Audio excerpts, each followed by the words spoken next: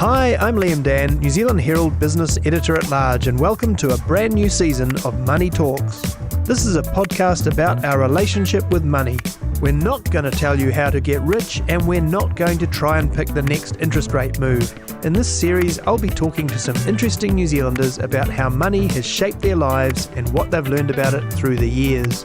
Today, I'm joined by some honorary Kiwis who have been gracing our screens for years. Chefs and restaurant owners Manu Feildel and Colin Fassnidge are the longtime stars of My Kitchen Rules in Australia. And they're back for the first time in 5 years with a new season of MKR New Zealand. Kia ora, Manu, Colin, welcome to Money Talks. Thank you very much. Thank you. Look, great to have you here. Congratulations on the new season. How's it all going? So far, so good. Yeah.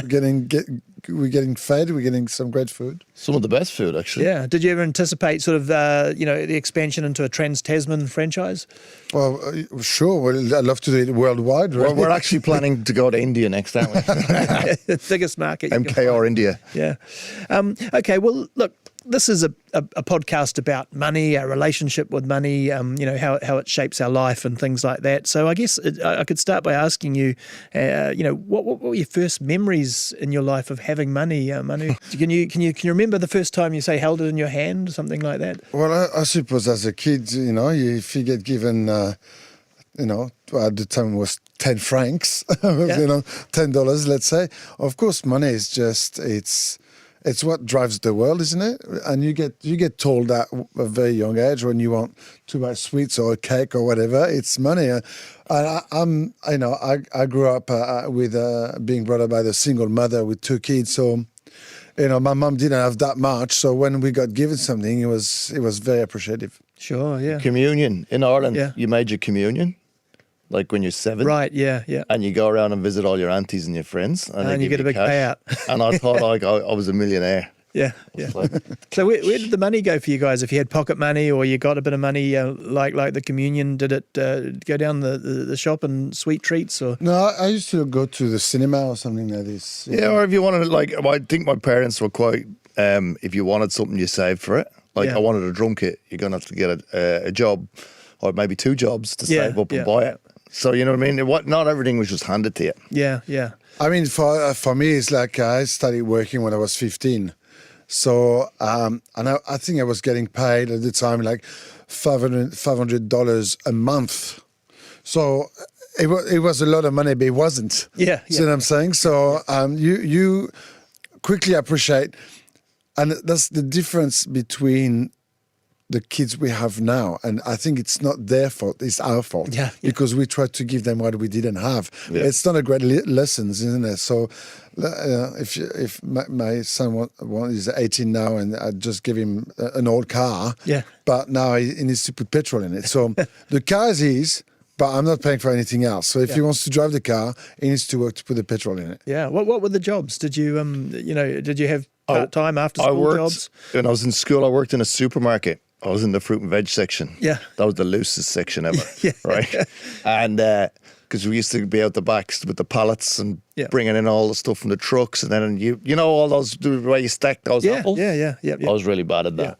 But but I had a ball working in a supermarket. It's like one of those American movies. It's like freaks working. I'm not saying freaks working supermarkets, but my interesting mates, characters. All my mates, we all worked there. And we had the best time ever. And then after supermarkets, I was washing pots in a restaurant, and that's sort of your gateway. That's where it starts. The gateway drug to chefing is washing pots, and you're like, one day I want to be that guy. Yeah, the stars of the show. Yeah, Manu. My dad was a chef. I pretty much wasn't interested about school. My mum didn't really know what to do with me, and she said, "Why don't you go and work with your dad for a bit?" And I remember my first day in the kitchen, I fell in love with the job. I don't know if I fell in love with the job itself or fell in love with working and one thing led to another, and I know I've been cooking for 35 years, but I just love working, and I love getting rewarded for it, I suppose. So in those days, coming through in both France and Ireland, do you recall much about the economies at the time and what was going on that 100%. Was affecting your parents' lives, I guess? My dad worked. He worked his arse off, man. Probably too much. To provide. like we weren't rich, but my dad like did everything. And then when Ireland had the Celtic Tiger, which was all the companies were coming in because it was good for tax. Yep. So all the American companies, and there was so much cash in Ireland. Yep. And I said I'm leaving to go to England or whatever, and they're like, "Why, man?" Because there's so much cash here at the minute. Yeah. And then people of my brother's age were going and buying 5-bedroom houses, borrowing money from the bank, and but they'd no money in their own bank accounts, and they'd get a brand new house, and everyone in Ireland had a brand new house, and then they crash hit. Cop the GFC. And then I remember that. My brother gave the key of his house back. Yeah. My mother lost her pension. The banks went bust. It was like this false. The big property bubble. People, they got greedy. Yeah. And then when the crash hit, man, it was all over. Yeah. We talk about copying the Irish thanks for that boom sometimes here, but yeah. And how about France? Was that tough times or? I don't know. I mean, as I say, my single mother bringing up 2 kids. Of course, it was tough. Always going to be tough. Yeah. Mom was working full-time job, and she has to take us to school in the morning, and we had to walk from school at night, and there was always food on the table, but and it was always delicious, but it was simple food, but it didn't mean anything to us. We were just happy. Yeah. You know what I mean? So just living. It was just that's all we knew. We didn't compare ourselves to the other kids at school. I think we were all, middle class. I mean, if you go to a certain school, I suppose you all have the same lifestyle. So we were just happy, and money wasn't. Of course, if you wanted the latest pair of Nikes, it wasn't possible. Yeah, but we were not crying about it. We understood. Yeah, you just rob them. That's what you do in Dublin. I saw in your history that you detoured and trained in circus school for a while. I guess that's not a career choice you'd make if money was your top priority. Yeah, that's right. I mean, it was kind of a kid's dream, I suppose. I used to love the stand-up comedy. I used to love clowns. I used to love all of that. And still are a clown. Yeah, well, I am, yeah. And yeah, I thought I'd give it a go. I was only 13, 14, 15 when I did that. So I really quickly realized, and,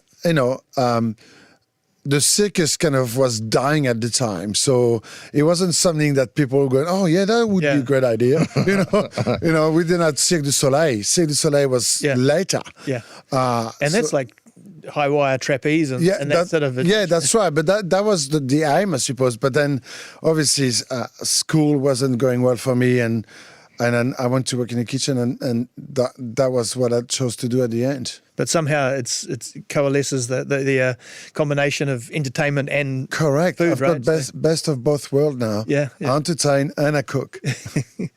When you look back at growing up, did you either or both of you grow up in families where there were big dinner parties and that sort of thing going on? I think for me, the reason I became a chef or food was because everything was related around the table. My dad was the guy who remember you had the old phone? Yeah. On the wire? Yeah. And he'd take the phone off the hook at dinner time, and we all had to be there for dinner. Yeah. Sit. Yep. So if you got expelled from school, you tell your story. If you did whatever, you did well. But everything was revolved around the table. And I always remember like dinner parties, like the old prawn cocktail and the whatever. Classic stuff. And the house is full of people eating. And so I brought food to joy. That's how I got into it. Yeah. For me, my whole family is in food. So cousin, uncles,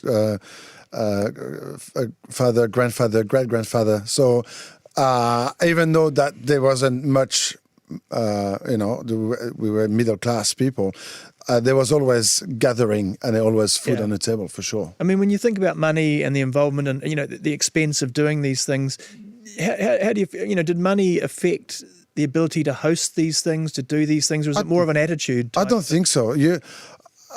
Good food doesn't have to be expensive. Yeah. I'm sorry to say, but as I say, as a single mother, my mum used to often invite friends over for a dinner on a Saturday night, and the food was absolutely delicious, but there wasn't lobsters or caviar there. Yeah. You know what I mean? So food doesn't have to be expensive to be enjoyed. Yeah. It is expensive at the minute, though. Yeah. Well, that's a good place to ask. I was going to say, if you had a tip for people who are wanting to keep socialising and keep doing the dinner parties, what would be your go-to for a cheaper dinner party? We were talking about it because, like, I do these food videos. Yeah. Just because I've nothing else to do. And, no, I am busy, but. And I've worked out, and we were working out, we were talking about it, and they actually go like crazy because we're doing ingredients. We were calling them interest rate busters. Yeah. Because the interest rates in Australia are going through the roof. Yeah. Same really here. tough, right? Yep. So I was cooking stuff like lamb necks and secondary cuts of meat and how to do this with a chicken or whatever. Like not fillet steaks, not lobsters, not, whatever. And then the feedback's just being, can you do more of this? Yeah. Because we want to know. We just want that little bit of knowledge. And you don't have to spend a lot to get great results. Sure. So, I mean, it's sort of what you do with the food and... Yeah, I mean, we it's happening now, but it's happened before. And we let's talk about 10, 15 years ago, restaurants were using second-hand cuts and made amazing dishes. We're talking about, liver and beef cheeks used to be cheap. Lamb shank used to be cheap. All of those cuts were cheap, now become expensive. And I'm sure if we start scratching the surface, we'll find some new ingredients that are cheap that you can make good dishes. I mean, if you think of many of the great ethnic cuisines, they're built on only having access to some of the cheaper cuts and the cheaper... Yeah, or not even meat and more vegetables, more, legumes. And, you can feed your family for cheap if you've got the knowledge. But it is expensive at the minute. Like, I went to buy blueberries the other day here. They were like $9-10 for a little time. And I'm like, well, we're not having them today. I mean, that's what'll sink you, isn't it? Or the ability to swap out. So you're looking at a recipe an idea and going, it's all good except this thing's out of season or something. But in Australia, they were at one stage a few months back, a lettuce was $12. Yeah. And there was this big foray about, oh my God, the iceberg. But don't buy it. Yeah. Like, do you know what I mean? Yeah. That's right. That was a funny story. I don't even understand why it was actually on the shelf in the first place. Yeah. It's ridiculous. But there's also another overproduction of sheep. And lamb is the price of lamb from the farmer is very small. I think it's less than $100 per animal. But then you go to the butcher and you get a lamb shoulder and it's like $50 a kilo. And you go, what's the difference between? There's too many middlemen in between that makes the price very expensive for us. Yeah, absolutely. Can I ask, sort of speaking about, kind of cost of living and things, what's the poorest you guys can remember having been coming through? I would say being a chef, when I worked for Raymond Blanc, it was a 2 Michelin star restaurant in Oxford, and I got paid £700 a month. Yeah. Right. And living right in the centre of London. No, this is in Oxford. Oh, Oxford, the city. Yeah, Le Mans Cat's on. And then I remember, so you get paid by the month. Yeah. And by week 4, I'd have no money.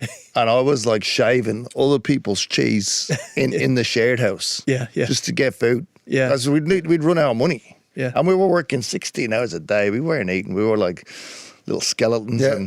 Very similar story. I left France when I was 18. I went to London. I couldn't speak a word of English. I had £500 in my pocket at the time. And I used to get paid £124 a week, and 64 was my rent. It was just you eating boiled pasta in water with no salt. That was us as kids. Because we were kids. Beans and toast. Yeah, but somehow there's some passion there that keeps you going. You can see a pathway. I mean, you never thought, I've got to go and study to be an accountant or something like that. You stuck at it. Well, you need money for that too. Yeah. I think to be a chef. And to sort of get to the level that we got and our friends got, you had to have the passion. If you didn't have the passion, it's one of those jobs. And the work ethic. Yeah, if you don't have the passion, it's one of those jobs that can suck your life out of you. Like everyone knows the angry chef, the the alcoholic chef, the whatever, the chef. That's you, no? The chef who's not here anymore. Like it's a there's a huge mental health thing going on in our industry, and if you don't have the passion, it'll kill you. Yeah. Sometimes the passion kills you too, though. Yeah. I mean, you've both gone on to own restaurants. What was the transition like? I mean, that's another kind of pressure when you're the boss, right? I think I'm like a cat. I've had 9 lives. It's crazy. I went from a chef to being offered a small gig on TV, and then I was juggling the both for a long time. Then I got a big gig on TV, My Kitchen Rules, and I was still juggling a couple of restaurants and TV. And then suddenly I realized that I wasn't an octopus, and I wasn't able to do all of it. So I kind of left the restaurant behind and concentrated on the TV. And now I'm just.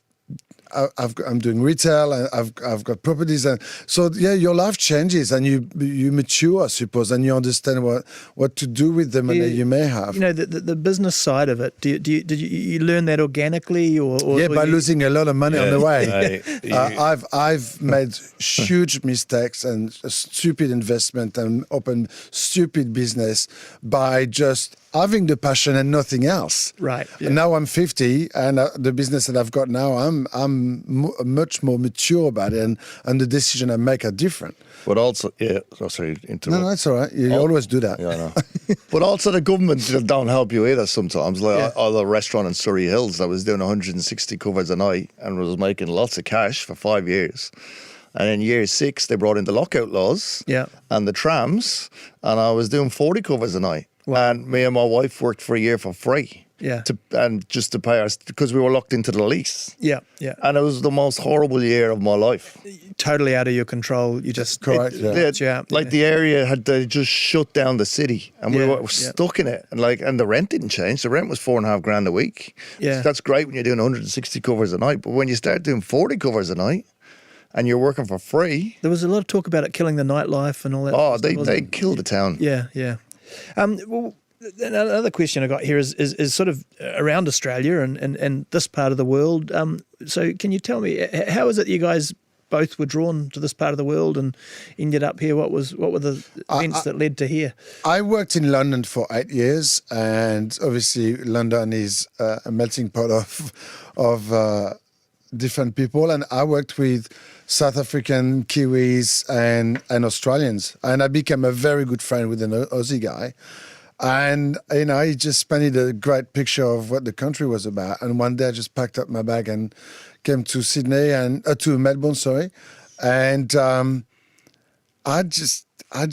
was supposed to be there for maybe a year or two. I've been there 25 years now. Yeah. And I've just absolutely love it, and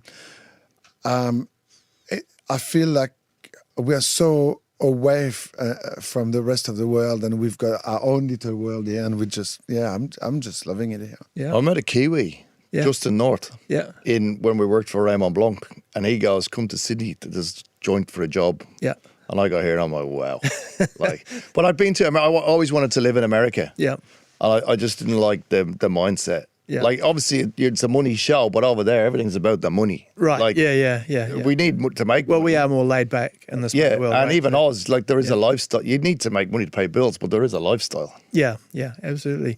We talked about the poorest you've ever been. On the flip side, I like to ask people on the show, what when you finally got a bit of money in your pocket, what's the most indulgent purchase you think you'd describe as ever having made? I've got to say that I'm ashamed of what I'm going to say next, but there was a time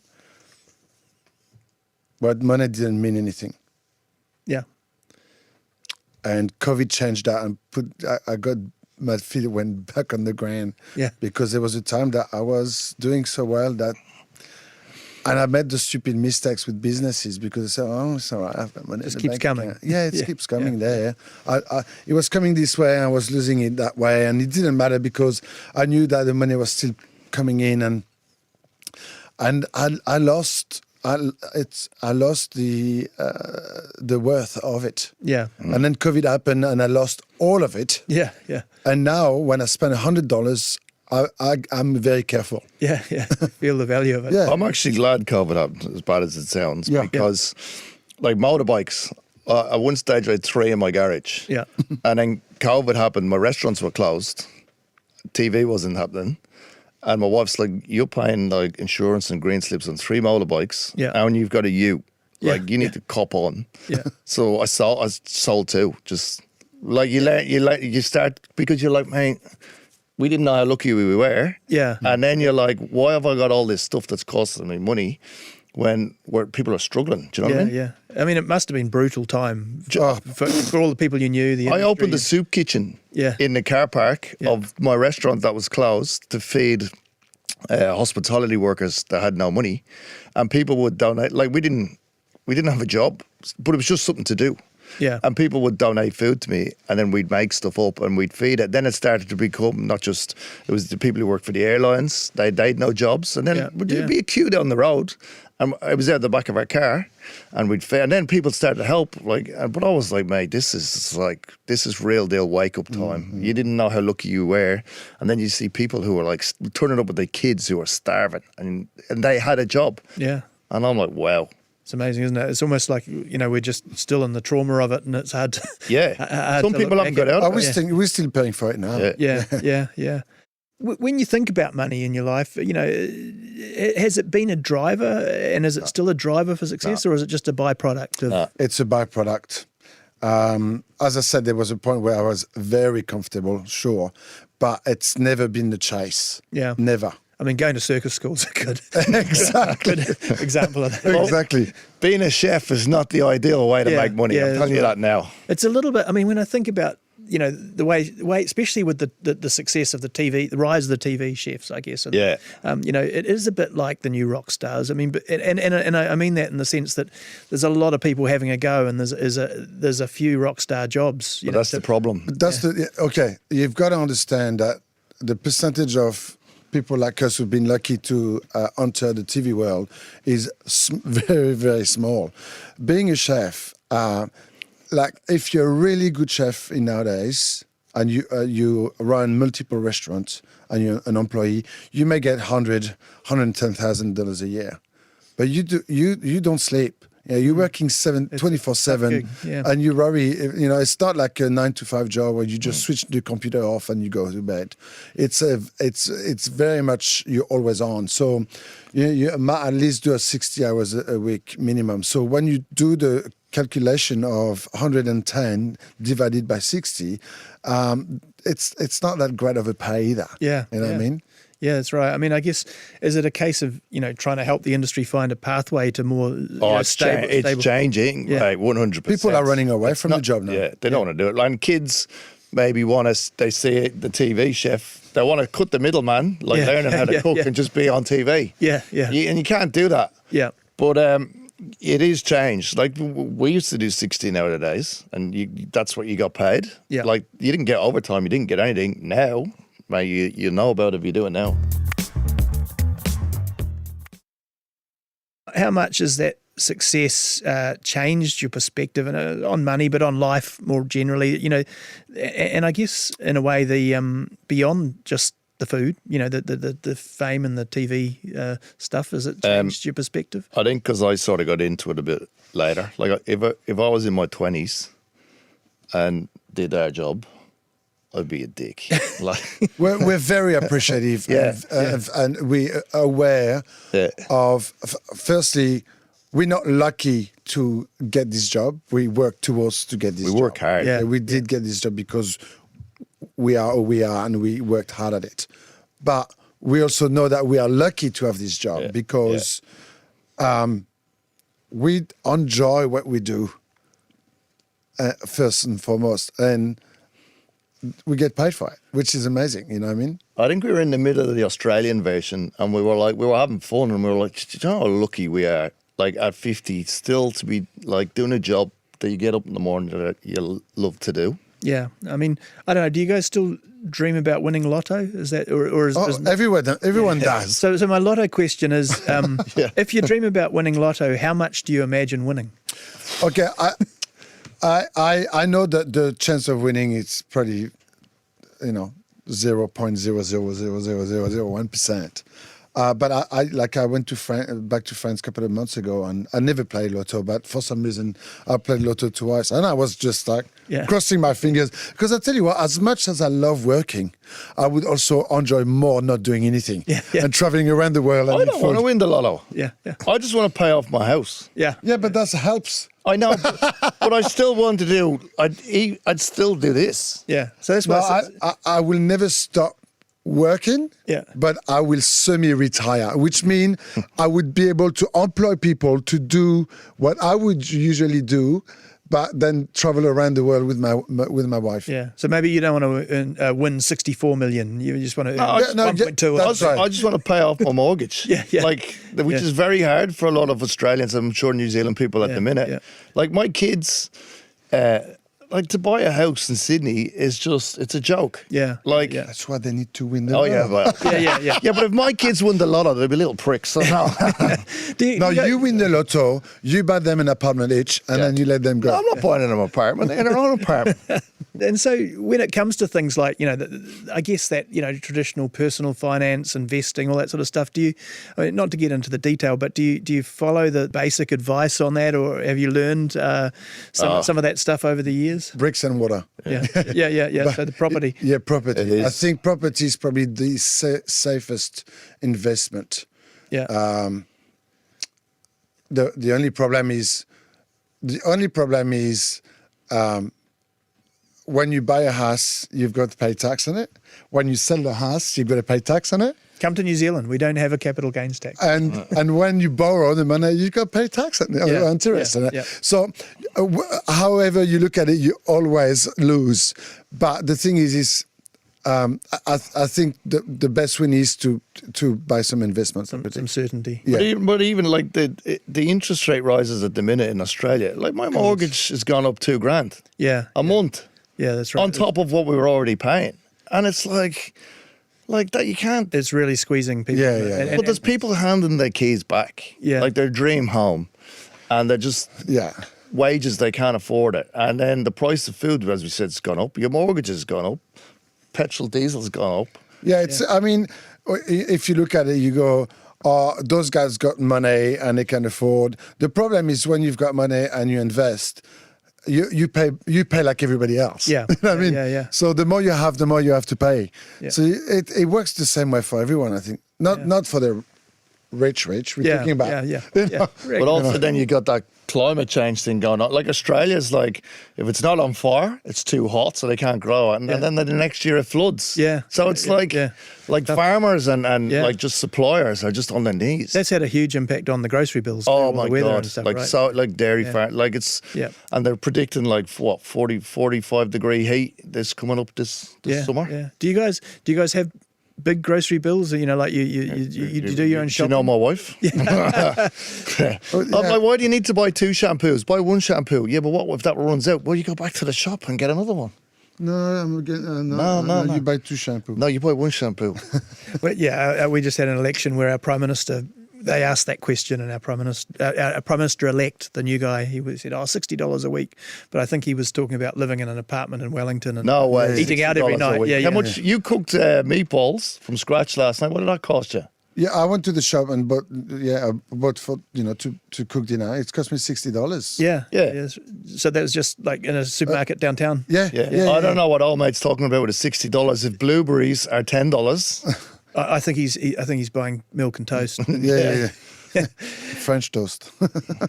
All right. So what's next on the tour back to Australia? It's the end of the year for us. I'm just gonna go back home and kind of finish the year with the businesses and then lock it up for a month or so and have a bit of put break. my feet up. Yeah. I'm going to Mongolia. Oh wow. No, everyone's laughing. No, but this is I'm true happy story. because he might not come back. I'm going to film a show in Mongolia. Come back with some culinary surprises. I reckon if I come back, it'll be a surprise because I think we're going up near the Russian border at one stage. Wow, yeah. Like it's a bit of adventure. It is, and my wife's not very happy, but He's going to bring some. He's going to bring some Irish potatoes and met some vodka over there. Yeah, it's -20, but we'll see what happens. Oh, look, that's great, guys. Thank you, Manu, Colin. Brilliant. Thanks for talking. Thank you very much indeed, mate. This has been Money Talks. Thanks for listening. And you can catch the new season of My Kitchen Rules New Zealand on TVNZ2 and TVNZ Plus from October 30. If you've got feedback, drop me a line at liam.dan@nzme.co.nz. Thanks to my producer, Ethan Sills, and my editor, Leanne McDonald. You can follow Money Talks on iHeartRadio or wherever you get your podcasts, and we'll catch you again next week.